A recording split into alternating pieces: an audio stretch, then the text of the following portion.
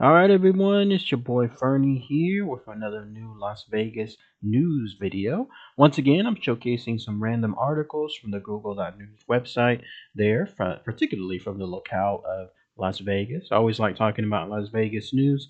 So in this case, I'm going to showcase a few articles. They are, again, in no particular order throughout various websites as well, and then I'll give my thoughts and opinions on them too. So without further ado, let's go ahead and let's start this video here. First article comes from casino.org. There, I got it because the title is very interesting. It says, Vegas myths busted. You might see celebs on the strip. So obviously, it's stating that the idea that you could run into celebrities there in Las Vegas is all a facade. So let's see what it says. Everything you might be lucky enough to catch Adele scarfing down lasagna, her favorite dish, at Sinatra's at the Wynn, or that the elevator door might open on your floor at the park at GMGM to reveal Bruno Mars on his way to his penthouse? Well, the promise of a chance celeb encounters is one of the many false narratives about Las Vegas. So there's Kim and Khloe Kardashian basically coming off their private jet. It looks like they might be there in Las Vegas as well. Also, the reason I picked this article is because it showcases areas that apparently celebrities like to go to in Las Vegas. And it says here, it's why an old menu at Gordon Ramsay Pub and Grill at Caesar's Palace stated, if he's the guy sitting at the end of the bar looks like a lot like Gordon, well, it just might be. And here's where the real deal says, the reality is that celebrities stay, dine, and move around in a different Las Vegas than everyone else has access to. Ding, ding, ding, ding, bingo, bingo. This is why you don't see TMZ cameras roaming the strip. Las Vegas, unlike Hollywood, is a town built to shield celebrities from their fans, their haters, and the media. So that is absolutely true. I've been to Las Vegas a good number of times over the years, and in my case, I've yet to see any major celebrity except one, and it was by pure happen chance. So in this case, it was with Dennis Rodman over at Planet Hollywood. I was there staying a couple of years back at that location, and one early morning, as I was going over to the fitness center area, I had to get into the elevator from my floor to be able to get into the fitness level floor. And lo and behold, whenever the elevator opened, who was there standing by themselves in the elevator than Dennis Rodman? And that D. Dennis Rodman, the basketball player. And so in my case, I said hello. He said hello back. It was just a quick couple of floors of a trip, so it didn't take me too long. And I didn't talk anything much because I know that celebrities like kind of minding their own business and such. But he was pretty respectful. He moved out of the way whenever he was there in the elevator for me. So it showed right away that he was thinking about others around him. And then whenever it was time for me to leave at my floor, the door opened and then I said, "Have a great day." And then he said, "Thank you, you as well." And that was it. That was my sole celebrity encounter. Later, I found out the reason he was there at Planet Hollywood was because he was filming a reality TV show. I never knew if that reality TV show ended up going on air, if it ever gone off the ground, but he was there. He was moving about that area, and imagine that they had him staying there as well in Planet Hollywood for that reality show. Says here, of course, you could always look out and stumble into a crew filming Brad Pitt's latest movie. That's true. He was there during the F1 weekend. Now, here's where that states where they stay. A-list celebrities stay in private areas of Vegas resorts protected by armed guard. These include the villas at Caesar's Palace, the villas at Bellagio, and the mansion at MGM Grand. The mansion is located in a separate part of the resort, provides guests with 2,500 to 12,000 square foot luxury villas. Wow. Comes with their own pool, high limit casino, and that includes a Rolls Royce pickup. So there's a picture of the villas right there. Now, I've walked by MGM Grand before, and this must be in an area a little bit of ways from MGM Grand because I don't remember something like this. In terms of that picture, I'm trying to think in my head like where it could be, but I can't recall. It's certainly not anywhere near the entrances where me and every other public tourist goes by. So I'm wondering where it's at there. Says celebs also stay in hotel towers, but when they do, it's in special ones such as the Venetian's Chairman Suites, the Sky Villas at Aria, or the Wynn Towers Suites. All of these feature elevators that open directly into the suites and descend to a private entrance. That is true. One of my trips, Randy, who you've seen in the past videos, beautiful Randy, she had mentioned that the locations there, they have their own secret elevators for VIP guests. They descend to a private entrance separate from the hotel lobby, on security, transportation, and concierge. Look at that. That's the entrance right there. Private entrance to the Wynn Tower Suites. Interesting. I've never been really to the Wynn, like around it. I've been there just once, walking inside, and that's about it. So I have no idea where this would be. It's in the best interest of every Las Vegas resort to prevent anything bad from happening to a celebrity. And that includes unwanted interaction with a member of the public. Where they gamble, let's see. Casinos don't want public figures on their gaming floors. It's too much of a liability. So at the Cosmopolitan, celebrities will play in the guarded talent room on the second floor. Never been there at the Cosmopolitan, so I have no idea. At the Venetian, it's the guarded Piazza Club. At the Bellagio, it's the Club Privé. It's accessible only through a secret entrance, and so on. For celebs who don't want to mingle with non-famous multimillionaires and billionaires, private game rooms are furnished inside most expensive accommodation with personal dealers included in the outrageous price that celebs will almost never be charged. Interesting. So that's it. That's a location right there. They're looking at the Wynn Sky Casino just for celebs to play, and then that way they get to have one of the best views, probably comped for free because why not, right? And then you have the location there completely private. You'll be able to have no access to the public, nobody around you, and so on. Where they eat. Let's see. When A-listers attend the opening of a Las Vegas restaurant, they're usually paid an appearance fee. That is true. However, when they're not working, they almost have private dining rooms. Almost every modern luxury restaurant has at least one. Oh, I didn't know this. The Knife Shop is one of the private dining areas at Resorts World. Oh, I learned something new. How about that? I knew about the private hotels. I knew about the private casino rooms, but I didn't know that they have their own private dining rooms. Wow, they go all out. How much would this cost, right? You can spot those private rooms when they're occupied by celebrities by the security guard posted outside. Guard will likely be standing in front of a door that's disguised to blend in. It serves though into the private room, but celebrities won't. Oh, that's how they usually get in. Okay. That's because most private room dinners include their own secret rear entrance. Interesting. How they get around. The reason you've been able to see Adele in your taxi is because celebrities usually take limos or car service vehicles from one publicly inaccessible resort entrance to another. They will never walk through the publicly accessible areas of Harry Reid International Airport. In fact, most will land in private jets that pull into private terminals. That is true, right? I've seen the actual private jet area on tours. It's right there, located next to the airport. You'll know it because it's basically all filled with those small private jets, the ones that all the celebrities use and the bigwigs use. And let's see, they actually need all this. Now that we've got you all mad at celebrities for burning unnecessary jet fuel and thinking they're too important to mix with us, I'd like to ask you to imagine yourself in their shoes.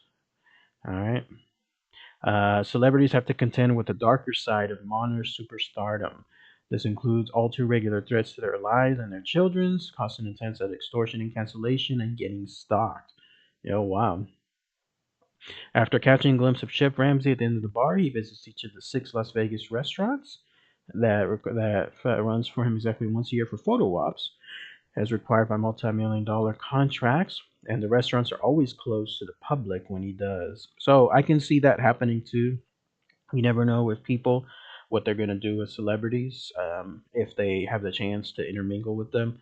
And in those cases, they want to go there on a vacation. They want to have privacy. They want to be there with their family or other loved ones. And when that happens, then they want to make sure that they're completely safe. So they may be spending a lot of money for it. And I bet a lot of them absolutely utilize the opportunity for business opportunities as well. So they're there on business, but it's always a mix of pleasure as well. But that's it. That's a little peek into the celebrity world there in Las Vegas, where they basically go about and uh, eat and then gamble and so on. So interesting. Next article is from cedarcityutah.com. It says, leaving Las Vegas without a deal over the Colorado River.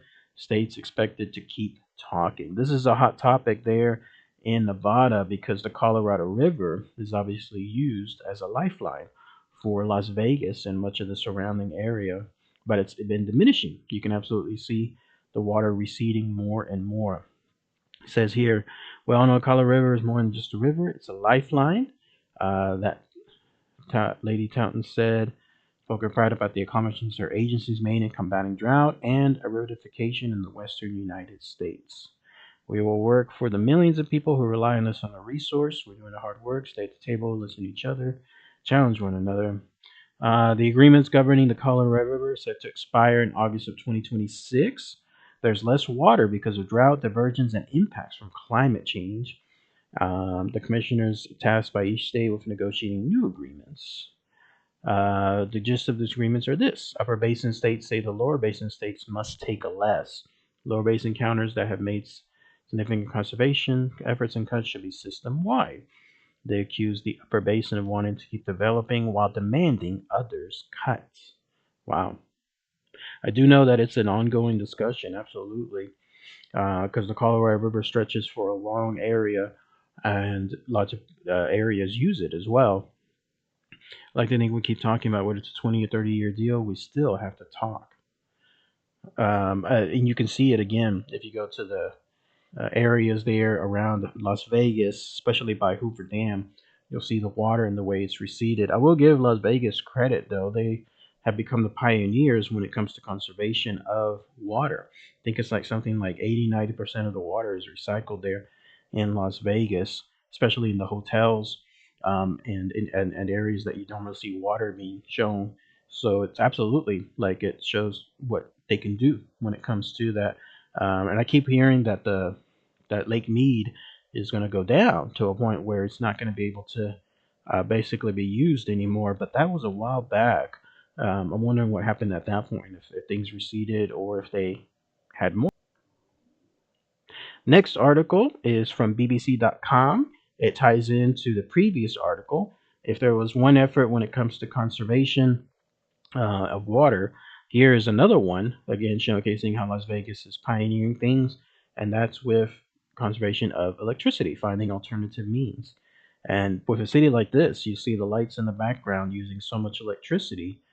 Using solar power definitely works.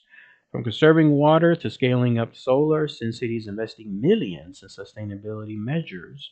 Las Vegas is notorious for bright lights, excess, and hedonism, but America's playground is going green. From water conservation and waste management to solar power, the city has invested millions in pushing sustainability initiatives. Oh, okay, so look at this. It gives a history. It began in 2005, escalated with the Recovery Act in 2009. It targets renewable energy, water conservation, recycling, and green buildings. I remember one of the tour guides saying that most of the hotels in Las Vegas are considered green as well. With the Recovery Act and City Council direction, the city was able to make an initial investment of $75 million in sustainability projects. Look at this. Besides a dramatic population increase, water consumption has dropped significantly. See what I was just mentioning a minute ago when it comes to water and how much it's recycled there.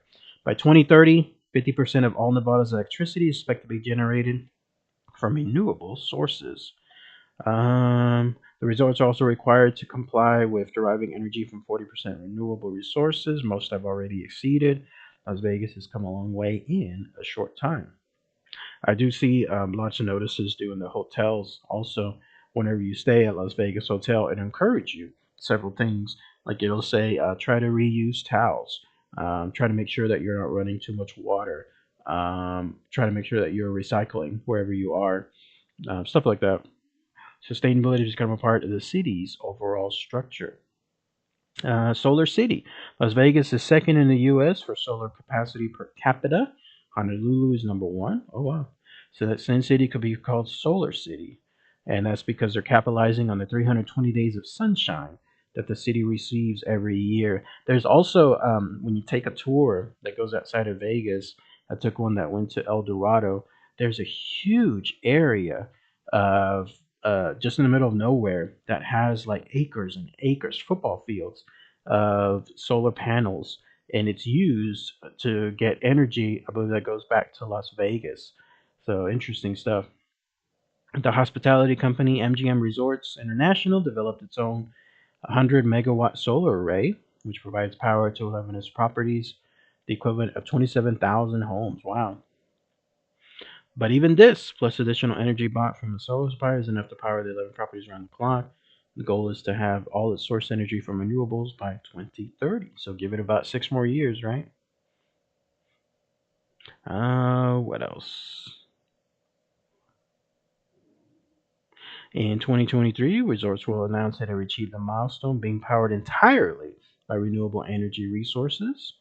And work in progress. More resorts are being developing their own solar power systems, which include battery backup systems, so solar power can be restored and used when the sun goes down. It is an absolutely perfect area for trying to take advantage of solar energy. With so many days of having the sun just blazing hot out there, you definitely have the opportunity to use those panels to their maximum effect. So, good stuff. Last article here is from LasVegasWeekly.com. Just a random article where it's talking about this compact city for Las Vegas to grow sanely and sustainably. We need to build inward. So this is talking about Red Rock Canyon, which is nearby Las Vegas, but a little bit out. It says the battle for Red Rock Canyon is lost. National Conservation Area is still there, still breathtaking, still red, but it's increasingly hemmed by encroaching urban sprawl. This is true. Over the years that I've gone to Las Vegas, going on tours, you can see the way that the area surrounding it, which used to be nothing, just plain deserts. There's Las Vegas, there's plain desert, and then that's it. But it's slowly having homes and apartments being built little by little outward. Red Rock Canyon is again somewhere nearby in Las Vegas, so it looks like this type of encroachment is happening there. It's tempting to pin the blame on developer Jim Rhodes, who owning to a protracted legal battle and some unforced errors by the Clark County Commission, now has the go-ahead to build 3,500 homes. Wow, on the site of a former gypsum mine near Blue Diamond, just 9 miles away from Red Rock's Visitor Center. So 3,500 homes are going to be built in that area. It's going to be, uh, I guess, some affordable housing, and they'll be right in smack in the middle between Red Rock. They could take a family trip over there every single weekend, and then Las Vegas. They could go and work in Las Vegas or be able to play in Las Vegas nearby too. Remember, there was one that was called Coyote something. I can't remember the name, but we saw it on a tour on the way over to Area 51. Real far away, like 2 hours away from everywhere. But there's having homes being built there. The idea is it's going to be the first spot to have an entire city slowly built around it. That's the kind of planning that's going on over there. In any case, that spectacular natural beauty is now just another address on State Route 159. At night, the canyon's once spectacular blanket of stars is diminished by the pervasive glare of streetlights reflecting off city pavements. So this article is obviously very, very heavy against that type of construction. In fact, it looks like you're seeing some of the construction happening right there. I don't know. It's hard to say if it's good or bad. You obviously have a lot of people moving to Las Vegas, moving everywhere throughout the country, places that are still cheap or cheaper where they're from. Stuff has to be built. That means that stuff has to be moved to areas that normally wouldn't have homes built on them, and then everything else that comes with it too. You'll have restaurants, offices, parking lots, grocery stores, malls, and so on. You'll have all that stuff being built, so it's bound to happen as long as certain stuff is protected, I guess. Then that's it. But otherwise, it's just too much. It's expansion. That's what's happening. Too much expansion, too fast, and you'll have something like this occur. But Nevada is definitely experiencing still that growth, and that's because of this housing shortage. Housing shortage that's happening seemingly everywhere. An average two bedroom is well over 2,000 now. That means you have to gross over 6,000 monthly. We don't have a lot of jobs in this like that in this town, and so they're basically trying to make sure that this housing can be built. Yeah, but that's pretty much it. Just wanted to show y'all that information. That's a good shot right away of what I was talking about a minute ago. that area that was called Coyote something. It's basically back smack dab in the middle of that type of scenery out there. The reason why it's being built there is because there's actually a reservoir underneath it, and so it's going to use that water, readily accessible water underneath it for all the homes. So that way they'll have all that plumbing and everything, and all you got to do is just stretch out electricity to go all the way over there. So that's where it's going to start. Or the neighbors might not want it, the NIMBY, not in my backyard thing. That's another good example of housing and lots of fighting associated with it. You move out somewhere, you're nice and happy in the middle of nowhere. You're there because you want to move away from everyone, but then others want to move into that area too. So when does it become fair, right? Does it become fair for you to have done it and allow no one else, or should everyone be allowed at a certain point? Comes down to three things: land, labor, and lumber, meaning federal land is important, labor force is there, and then, of course, also the housing. So interesting stuff. I remember the tour guide was mentioning that much of that land that's out there in the middle of nowhere in Nevada, you can get it as a developer for super cheap. That Nevada absolutely wants you to build it out there. They'd much rather have it be earning revenue, earning taxes from housing, from actual storefronts and so on, rather than just sitting there with dust, like nothing happening. You can get it super cheap. You just have to make sure you develop it, and that involves costs and everything. And that's pretty much it. All right, everyone. Just wanted to show y'all these random articles from Las Vegas news. Let me know what you guys and gals think. All right, everyone. Thanks again as always. Take care.